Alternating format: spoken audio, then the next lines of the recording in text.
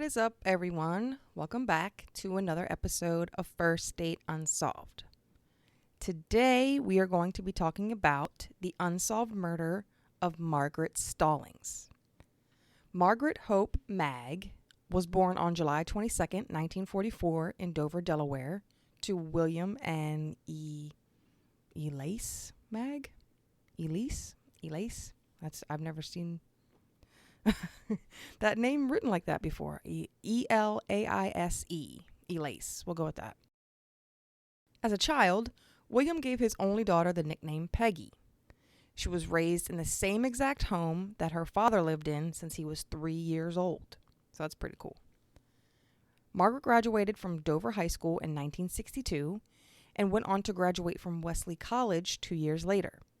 On November 25th, 1967, she married a man in uniform, Donald Franklin Stallings, and the newlyweds moved to Colorado. Over the next 21 years, Mr. and Mrs. Stallings would have 2 sons and live in happy matrimony until Donald sadly passed away from cancer in January of 1989. During his time in the Air Force, Stallings, who worked his way up in rank to lieutenant colonel, served in Vietnam, where he came in contact with the dreaded Agent Orange.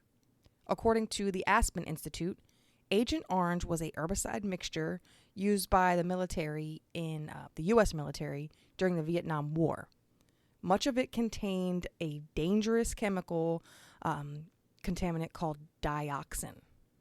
As many U.S. Vietnam-era veterans know, dioxin is a highly toxic and persistent organic pollutant linked to cancers, diabetes, birth defects, and other disabilities.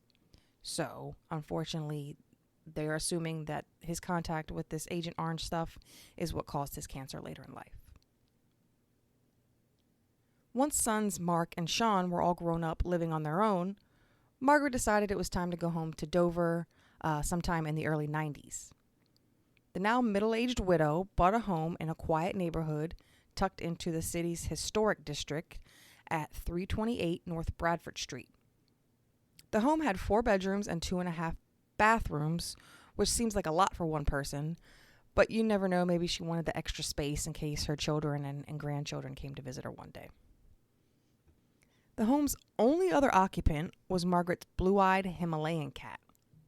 The pair had their routine down to a science. It was, down packed. And some believe that Stallings' predictive behavior played a role in her death. Each and every night, Margaret would bring her pet inside, and the two would retire to the master bedroom. The room door would be shut, and the home's alarm system would be armed. Then, in the morning around 4:30 or 5 a.m., the cat would wake up and want to be let out. This is when Stallings would disarm her system and put on a pot of coffee so she could begin getting ready for work. 6 months prior to her passing, Margaret had actually started a job as a billing agent for the Dominion Medical Management, Inc. So, Monday through Friday, she went to work. Sometime between the evening of May 3rd and the early morning hours of May 4th, 1995, the routine that Stallings knew so well was interrupted. William, who was again Margaret's father, had some theories as to what he thinks took place that evening. He believes that his beloved Peggy must have heard the sound of the cellar window being kicked in during those wee hours of the morning and went downstairs to investigate.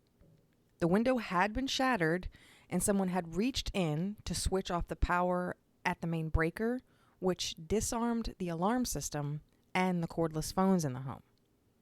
Landlines. There were, the phones, I almost said cell phones, the phones you see on the wall and, cordless phones, they were plugged in. It was electronic. Landlines are complicated. If you don't know what I'm saying, ask your parents. They'll be able to help you. So Margaret did own a gun and she knew how to use it. Mr. Maag stated that she could hit what she shot at, and he let her know to never let an intruder get closer to her than 12 feet because at that point, the person could lunge at you. He said, you better come out shooting, and if you knock him down, empty your gun into him. Now, that might sound harsh to some listeners, but I promise you, if someone enters your home under circumstances such as these, they have nothing but bad intentions. So you better make sure you protect yourself and your home. And this is like Self-Defense 101. They teach you this if you get your concealed license to carry. They let you know if an intruder comes in, you shoot to kill. So, again, might sound harsh, but it's a cold world, right? It's reality. Whatever actually happened that night is unclear, but sadly, Margaret didn't end up taking down any bad guys. Instead, she was shot an undisclosed amount of times and killed. Her attacker fled the home with her purse and her gun. The simple fact that Margaret wasn't able to defend herself led William to believe that his daughter knew the assailant. Mr. Maag was adamant that his daughter knew who her killer was, and he knew who it was as well. In an interview with the News Journal back in March of 1997, William stated that his daughter had been seeing a man who lived in northern Delaware. He wouldn't name the man, and neither would police, but William did have some things to say concerning the individual he considered a suspect. Quote, "He knows me well enough not to fool with me," said the 84-year-old. "I'd kill him just like he did her. Stand right over him and pump 3 more bullets into him." Mr. Maag is a spicy old man. 2 years after the murder, Dover PD also agreed that they believed they had the killer in their sights, but the Attorney General M. Jane Brady insisted that there was not enough evidence to prosecute anyone for the only unsolved homicide in the city at the time. Her stance on the case was that prosecutors needed to see physical evidence in order to convict someone. Fingerprints, hair fibers, signs of a struggle even, DNA, but there was none of that. One important piece that they did have, though, was Margaret's diary. William told reporters that his daughter's diary had been found in the home and that that diary held some juicy details.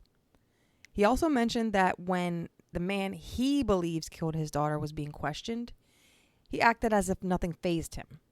But as soon as they let him know that Mrs. Stallings' diary specifically mentioned him and they offered excerpts from her diary, all the color reportedly drained from his face and he began to sweat through his clothes. If that's not a sign of something, I'm not going to say he's guilty, but that's a sign right there. Still, regardless of him sweating through his clothes, that wasn't enough physical evidence for the Attorney General, and the man was released. Since I don't know his name, I can't confirm this fact, but it has been reported that this person of interest, is now dead. He's passed away. So if he is the killer, we may never actually find out what happened to Margaret Maag Stallings. I was able to find Margaret's son, Mark, on Ancestry and did reach out to him for comment, but I haven't heard back from him at this time. I did, however, find some photos of the victim, of Margaret, on the site, and boy, oh boy, she was a babe back in the day. I'm going to share those photos with you over on social media. They are public photos. It wasn't like private or anything. I wouldn't be able to see them if they were. So I hope no one takes offense to this, but God, she was beautiful. And I really apologize. This one is kind of short. I hope you all don't mind. But remember, if you know something or someone you know knows something, you can always report to Crime Stoppers anonymously. Maybe an uncle got drunk and slipped up one night and told the story of how he shot and killed a woman. Or maybe a grandfather knows someone who knows someone. I don't know. Stranger things have happened. Believe me, it's true. So if you know something, please report it. Bring this family, some closure. Also, if you thought nothing ever happened here, you thought wrong. Bye, guys.